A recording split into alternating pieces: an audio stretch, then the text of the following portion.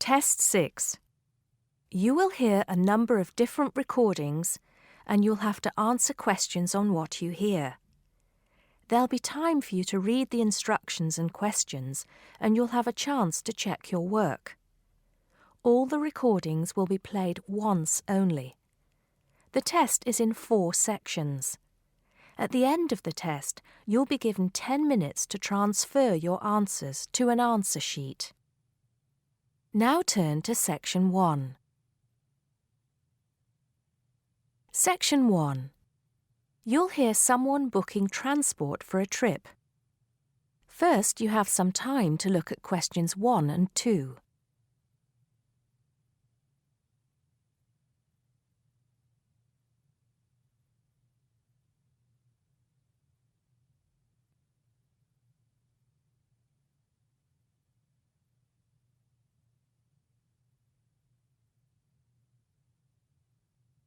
You'll see that there is an example which has been done for you. On this occasion only, the conversation relating to this will be played first. Good morning, Burnham Coaches. Sarah speaking. How can I help you? Yes. Good morning. I'm a teacher at the Down Language School. We have a bit of a problem, and I was wondering if you could help us out. The man says he is a teacher, so teacher has been written in the gap. Now we shall begin. You should answer the questions as you listen because you will not hear the recording a second time. Listen carefully and answer questions 1 and 2. Good morning, Burnham Coaches. Sarah speaking. How can I help you? Yes. Good morning. I'm a teacher at the Down Language School. We have a bit of a problem, and I was wondering if you could help us out. What is the problem exactly? Well, we normally take our students on an excursion at the end of their course. But unfortunately, the coach firm we normally use has let us down. It seems they've gone out of business. I'm sorry to hear that. I suppose you are looking for a replacement. Well, yes. We won't need a very large coach, actually. There will be 30 students and 4 teachers. So that's 34 in all. And what dates did you have in mind? The last Saturday and Sunday of this month. That's the 28th and 29th. The 28th and 29th. Does that mean you are planning to stay somewhere overnight? That's right. Actually, we want to do the same excursion that we do every year. We usually visit Stonehenge, Salisbury, and stay overnight in Bath. It's a historical tour, really. It sounds interesting. Let me just see what we have available. Oh dear, I'm afraid all our coaches are booked out for the 28th. It's the busiest time of the year for us, actually. I was afraid that would be a problem. But you have a coach available for the 29th? Yes, we do. And it's available for the 30th as well, if that's any help to you. I'm afraid not. Sunday is the last day. The students go home on Monday. I think we'll just have to change our plans a bit and leave out Salisbury. It's a shame, but I don't think we can fit in all 3 places in one day. So you would like to book the coach for the 29th, visiting Stonehenge and Bath, is that right? Yes, I think so. Before you hear the rest of the conversation, you have some time to look at questions 3 to 10.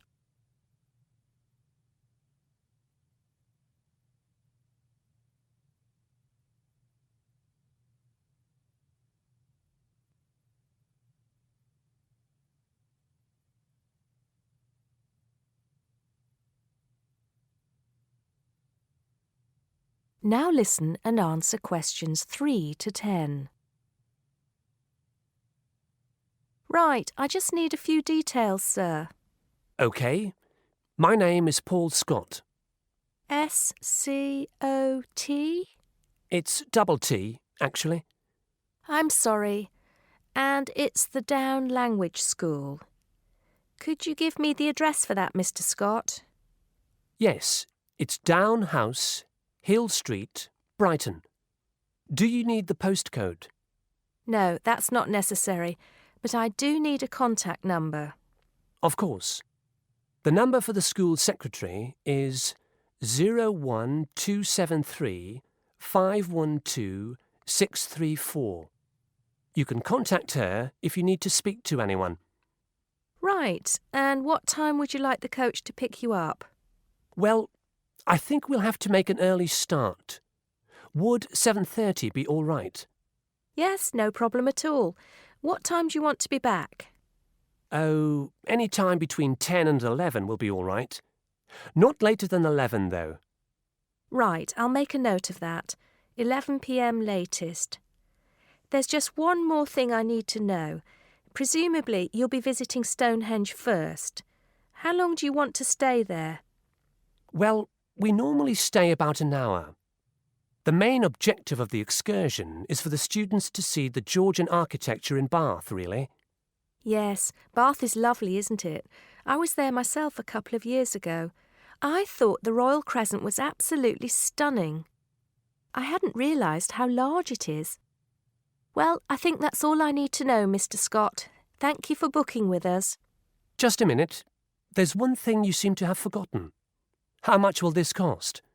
Oh, I'm terribly sorry. I was thinking about Bath. Just bear with me a moment. Yes, it's a round trip of 300 miles and a total time of 16 hours for the driver. For a 45-seater coach, that will be a total of £500, including tax and insurance. Do we have to have such a large coach? There are only 34 of us. We don't have any smaller coaches, I'm afraid. Oh well. At least we won't be cramped for space. When do we have to pay? We require a 20% deposit to confirm the booking. I suggest that you do that as soon as possible, today if you can. The balance you can give to the driver if you're paying by cheque. Have the cheque made out to Burnham Coaches. I think that'll be all right. I will have to check this with the school accountant, but if all is well, I'll arrange for someone to bring you the deposit within the next 2 hours. That'll be fine, Mr. Scott. Well, thank you very much indeed. Goodbye. Goodbye. That is the end of section 1. You now have half a minute to check your answers. Now turn to section 2. Section 2. You'll hear someone talking to a group of university students. First, you have some time to look at questions 11 to 17.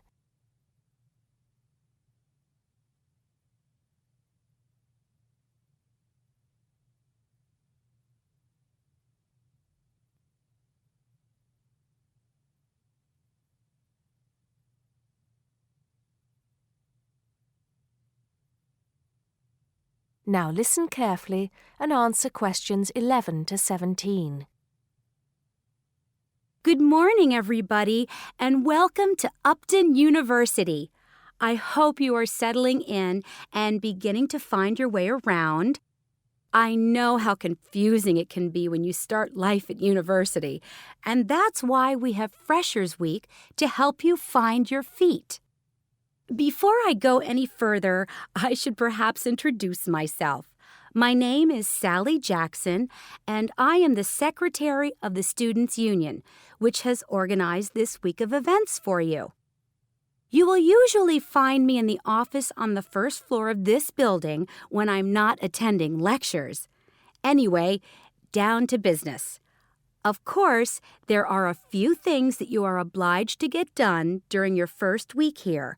But once you've opened a bank account, if you haven't got one already, seen your director of studies to discuss which courses you are going to take, and signed up with a doctor, there will be plenty of time left to enjoy the events we have arranged for the week.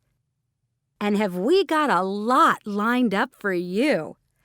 Throughout the week from Monday to Friday, every morning starting at 10 a.m., there will be orientation and welfare events.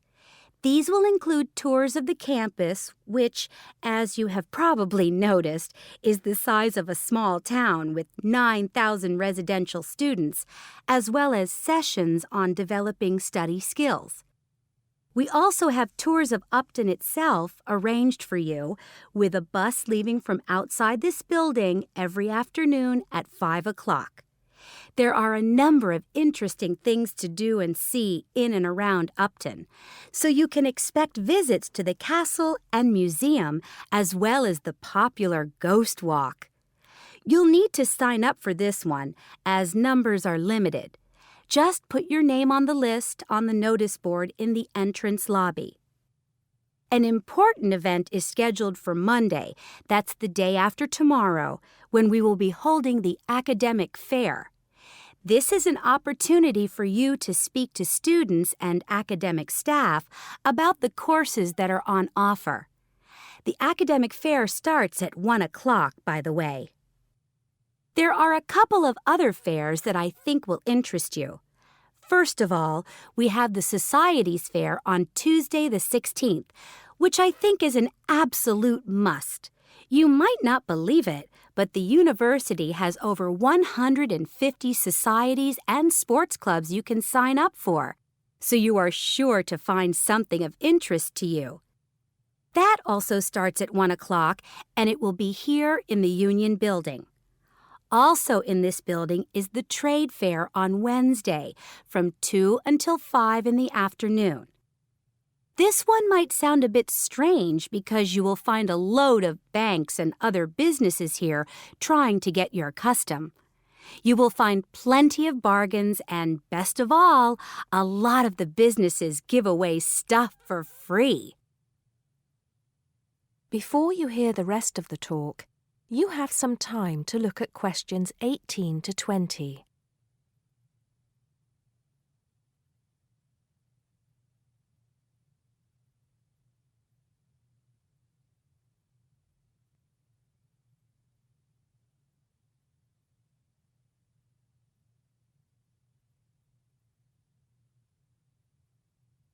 Now listen and answer questions 18 to 20. We've also got a great entertainment program lined up for you, starting tonight with our welcoming party.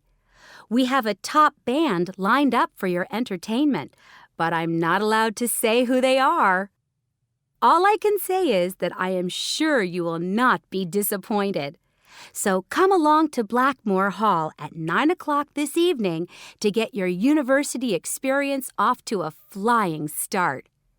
Just one point. I'm afraid this event is limited to freshers only. Because of space restrictions, you can't bring a friend tonight. Sorry about that. There's more fun and games on Monday in the Cotswold Theater here on campus. We have booked two of the cleverest comedians in the country, Paul Frazier and Jenny Brown, for a 3-hour show. Paul has assured us that he and Jenny have packed the show with new material, and as they always get rave reviews for their shows, I think we can look forward to an evening of great entertainment. That's in the Cotswold Theater on Monday evening at 7:30. Moving along a bit, on Thursday there is an important date for your diaries. This is the official Freshers opening ceremony, when the dean welcomes you to Upton University. So remember, Thursday the 18th from 2:30 to 3:30 in Blackmore Hall. You certainly should go to this one, and by the way, light refreshments will be available. At the end of the week, on Saturday, you have the chance to dress up in your smartest evening wear for the official Freshers' Ball. Actually, although it's called a ball, it is quite a relaxed affair, so we are more than happy if you turn up wearing jeans and a t-shirt. The important thing is to relax and enjoy yourselves. Time and place are the same as for this evening's party. Blackmore Hall from 9 in the evening to 3 o'clock in the morning. Right. I think I've covered the most important and exciting events we have lined up for you, but there will be plenty of other things going on throughout the week, so remember to check the notice board in the entrance lobby regularly. Enjoy the rest of the day, and I look forward to meeting as many of you as possible this evening at the welcoming party. That is the end of Section 2. You now have half a minute to check your answers. Now turn to Section 3. Section 3. You'll hear a tutor and some students discussing eating disorders. First, you have some time to look at questions 21 to 23.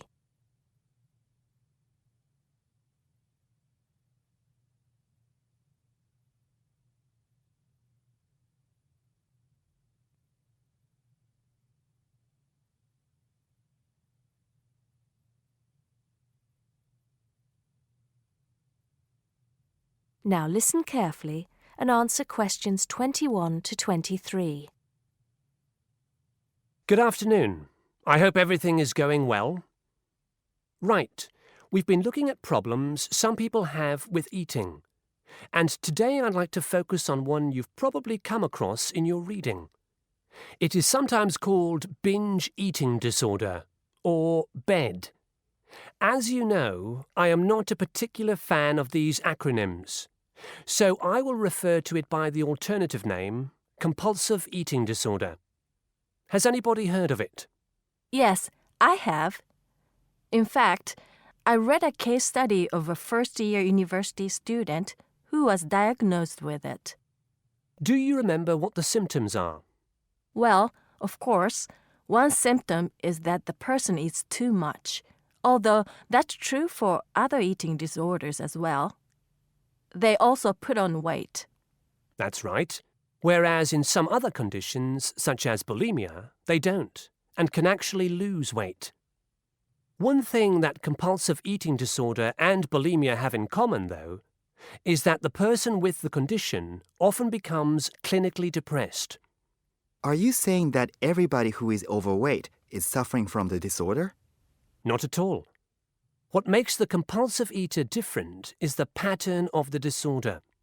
Initially, as we've said, the compulsive eater starts eating too much. This seems to be because the sufferer finds comfort in food and eating is seen as a way of coping with problems. They don't eat because they feel hungry. Mary, in the case study you read, was there any reference to what triggered the problem? I seem to recall that the student was suffering from stress because she was revising for exams, and she started eating snacks, junk food, while she was studying. Soon, she was eating snacks all the time, and it just got worse from there. Yes, that sounds plausible, although compulsive eating often starts a lot earlier than the case you describe. Before you hear the rest of the conversation, you have some time to look at questions 24 to 30.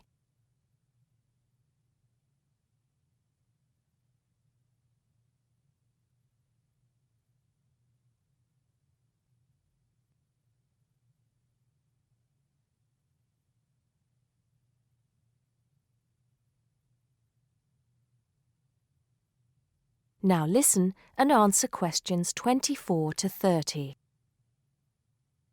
Anyway, once the condition has been triggered, often by constant snacking as you mentioned, it becomes progressively worse. Over a period of time, the sufferer loses control of their food intake. They become preoccupied with food, and the binge eating increases. Overeating blocks out negative emotions such as loneliness, worries about work, depression, and so on.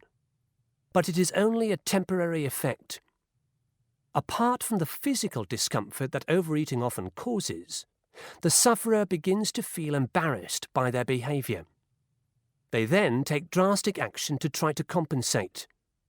In an attempt to lose weight, compulsive eaters will try extreme diets, skipping meals, or going without any food at all for a day or more. not a healthy way to try to lose weight, obviously. Absolutely. And of course, the person has to start eating again at some point. In other words, it becomes a vicious circle? That's right. Binge eating, extreme dieting, or attempts to lose weight by other means, and then binge eating again. What are the long-term effects of compulsive eating? As you might expect, these are similar to those for people suffering from obesity. Diabetes is frequently reported. What about treatment? The disorder can be treated, certainly. But there's always the possibility that the patient will suffer a relapse and start binging again. What does treatment involve? Medication? No. It normally involves sessions with a therapist experienced in treating eating disorders. A nutritionist will often be involved as well. Are there any self-help organizations? I mean, organizations like Alcoholics Anonymous? Yes, there are. And you might want to follow this one up for your research. One organization is called Overeaters Anonymous, and they have what they describe as a 12-step program to help people overcome the disorder. You can find out more from the organization's website. Right. I think that'll have given you plenty to follow up. So I'll see you at the same time next week. That is the end of section 3. You now have half a minute to check your answers. Now turn to section 4. Section 4. You'll hear a man giving a lecture on nuclear fusion. First, you have some time to look at questions 31 to 33.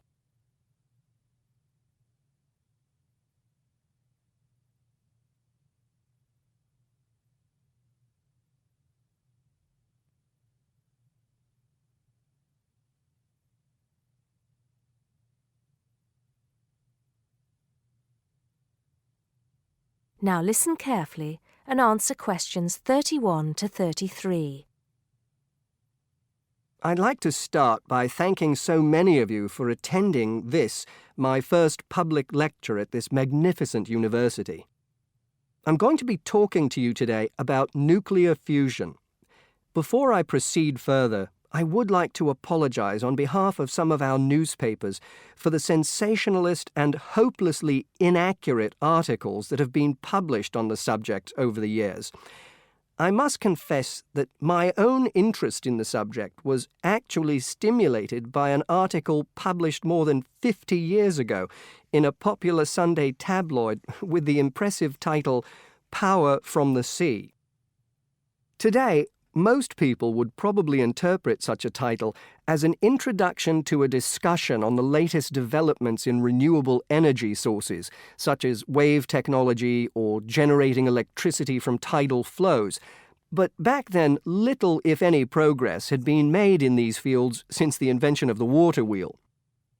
As I recall, following coverage of the opening of the world's first commercial nuclear power station, more than 50 years ago now, at Calder Hall in 1956, the article promised that we would have limitless, almost free electricity within 10 years. It claimed that we could do this using an isotope of water, deuterium, from the sea. This would be used in reactors to combine simple molecules of hydrogen to form helium, releasing energy in the process. Of course, this is different from the process of nuclear fission, which today's nuclear reactors use. I wouldn't like to say that the article I read as a boy was totally inaccurate. It's true that the concept of producing energy from nuclear fusion, essentially reproducing the reactions by which our sun and other stars produce energy, depends on fusing atoms of hydrogen, but the timescale suggested was hopelessly wrong. To this day, despite some very embarrassing false claims from scientists who should have known better, we have not been able to produce energy from nuclear fusion in a controllable way. Let me make clear what I mean by this statement, before some journalist in the audience gets hold of the wrong end of the stick. Yes, we have been able to fuse hydrogen atoms to produce helium and a release of energy, but the balance account has always been negative. We've always had to put more energy into the reaction than we've ever succeeded in getting out. We know the theory works, but we still do not know if we can get fusion to work for us and solve the problem of our energy needs. Before you hear the rest of the talk, you have some time to look at questions 34 to 40.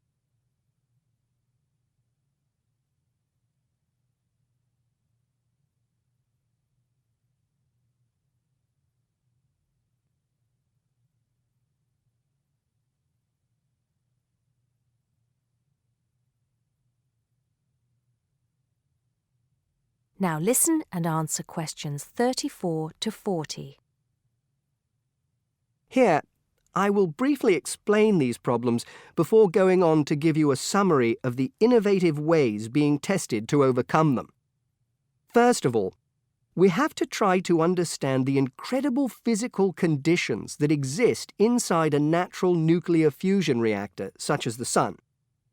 To start with, we have to create temperatures never experienced on our planet. Indeed, if we had experienced the temperatures required, then our planet would never have formed. We have to generate temperatures of at least 100 million degrees Celsius in a carefully controlled environment before we can even hope to produce a fusion reaction. The problems are immense, but it can be done. Many of you will know that you can put your hand into a very hot oven and not get burnt, provided you do not touch any of the surfaces.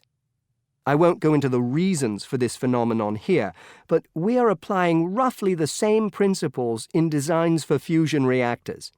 I think I can promise you that the heat will be confined to a very small area. The other major problem we have to find a solution to is pressure.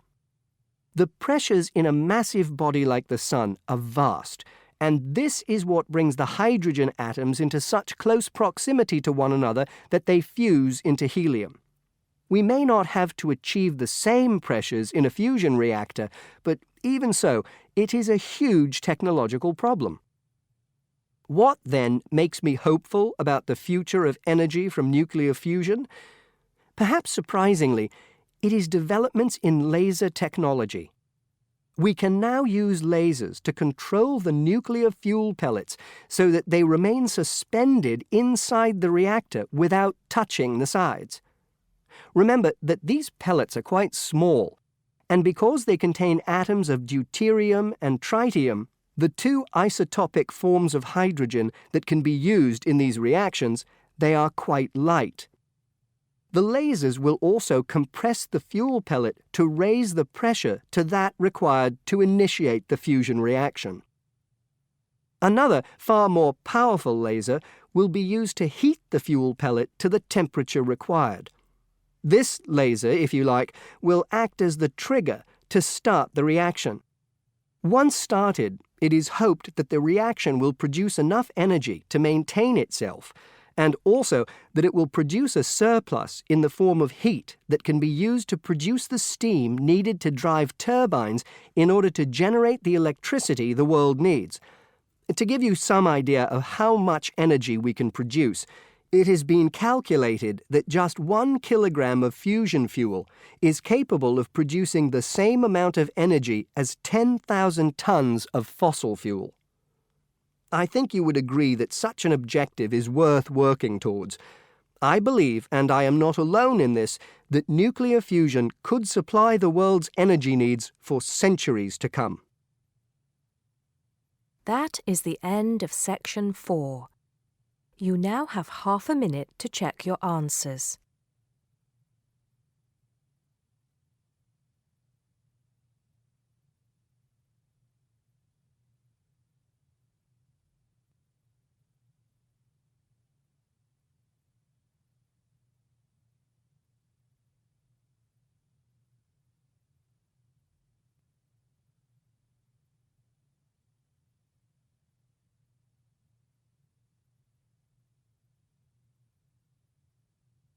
That is the end of the listening test. You now have 10 minutes to transfer your answers to the listening answer sheet.